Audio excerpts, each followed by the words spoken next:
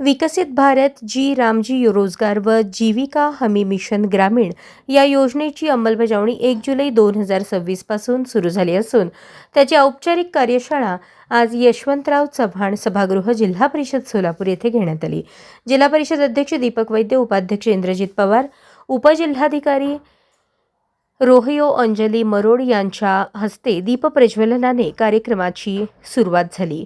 यावेळी जिल्हा परिषद सदस्य, पंचायत समिती सभापती, उपसभापती करुणा शिवशरण, चेतन केदार भोसले, गौतम माळी, अतुल पवार, उपमुख्य कार्यकारी अधिकारी सूर्यकांत भुजबळ, राज्यस्तरीय प्रशिक्षक यशदा हनुमंत कादे, सहाय्यक कार्यक्रम अधिकारी अरुण वाघमोडे, जिल्हा कृषी अधिकारी मुरलीधर राजे आदी अधिकारी कर्मचारी उपस्थित होते।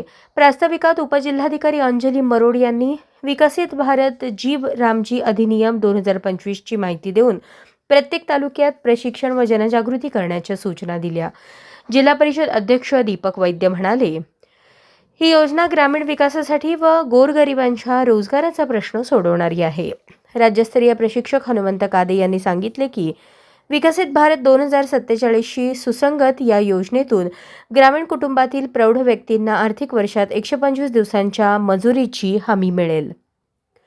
जलसुरक्षा, जलसंवर्धन, ग्रामीण पायाभूत सुविधा, उपजीविका आधारित कामे व आपत्ती प्रतिबंधक कामांचा समावेश आहे। कामांचा आराखडा ग्रामपंचायत स्तरावर तयार होऊन पंचायत समितीमार्फत मंजूर होईल। शेती हंगामात शेतमजूर उपलब्ध राहतील याची खात्री केली जाईल। ही केंद्र पुरस्कृत योजना असून निधी वाटप ईशान्य व हिमालयीन राज्यांसाठी 90-10 तर इतर राज्यांसाठी 60-40 या प्रमाणात होईल। प्रशासकीय खर्च 6% वरून 9% करण्यात आला आहे।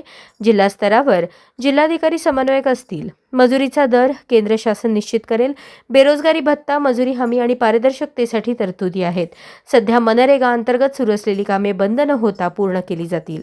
कार्यशाळेचे आभार गटविकास अधिकारी अरुण वाघमोडे व जिल्हा कृषी अधिकारी मुरलीधर राजे यांनी मानले।